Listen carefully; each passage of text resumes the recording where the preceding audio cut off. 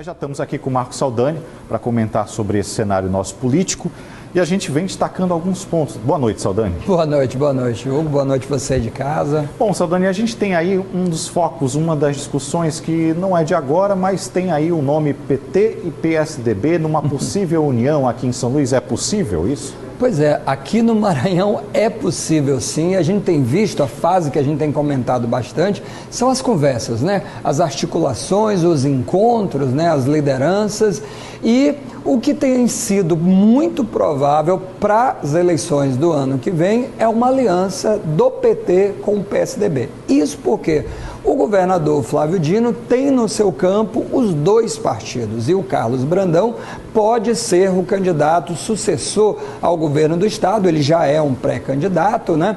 E o PT, ele está nessa base, né, do governo, pode aí caminhar juntos. Teve uma reunião aí do presidente do partido, Augusto Lobato, com o Carlos Brandão, que é vice-governador do estado do Maranhão, aliando políticas, aliando projetos aí e podem muito bem caminhar junto. Aliás, o PT, ele já vem em algumas eleições no campo governista, ele está no campo do governador Flávio Dino, mas ele vem tentando ampliar o seu espaço, ele vem discutindo o espaço. E isso porque o PT, por muito tempo, também transitou no campo do ex-presidente e da ex-governadora Rosiana Sarney, do José Sarney, que foi senador e presidente. Então, o que acontece? O PT ele tentou se reencontrar logo com a vitória do Flávio Dino e nessa aliança ele vem brigando por espaço. Ora ele discute a possibilidade de ter candidatura própria ao governo, ora ao Senado, mas a tendência, mais uma vez, assim como nas duas eleições do governador Flávio, é ele compor numa aliança, mas sempre tentando, a partir de agora, já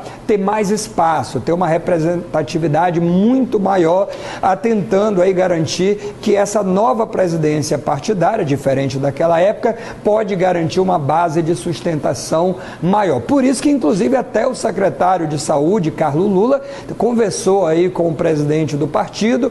Acho pouco provável que ele se filie ao PT, a tendência é ele ir deputado federal pelo PCdoB, mas claro que essa discussão e essas conversas, elas são muito comuns nesse período, Hugo. Lá em Brasília, a gente teve aí a aprovação por parte da CCJ de uma reforma administrativa. Até que ponto isso é interessante para esse momento?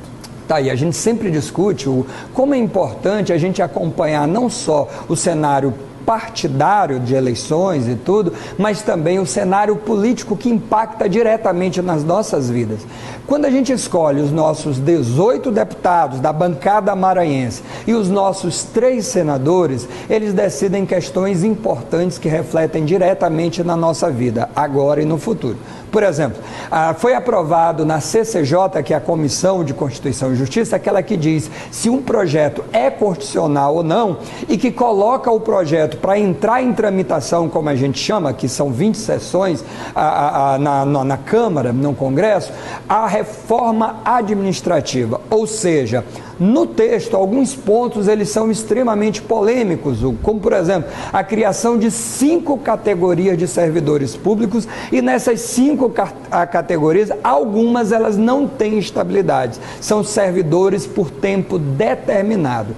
Então o que a gente precisa acompanhar e pensar muito bem é que o discurso é de enxugar a máquina administrativa, ou seja, claro que em tempos de crise, todo mundo é a favor de cortar gastos, né, de diminuir despesa. O que a gente não consegue entender claramente é em que medida o servidor público ou o grosso do servidor público de fato significa um prejuízo ou se é o maior patrimônio que um Estado tem, que uma nação tem. Ou seja, é preciso entender bem em que bases vai se dar essa reforma e de fato que mudanças vai ter. Se o presidente ele vai ter maior facilidade de contratar e ter funcionários que ainda se ele possa demitir, mas os salários continuarem altos e a produtividade for pequena, não há viabilidade nenhuma. O que eu quero dizer é que a reforma ela precisa ser real, ela precisa compreender e tentar solucionar um problema. Não adianta você criminalizar ou culpar o servidor por toda a crise econômica, que eu acho que não é bem ali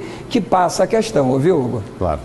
Saldanha, muito obrigado. Uma ótima noite para você. Vamos continuar acompanhando esse tema que ele diz respeito a toda a nossa vida, né? Perfeitamente, a gente vai levar para o pessoal. É isso aí.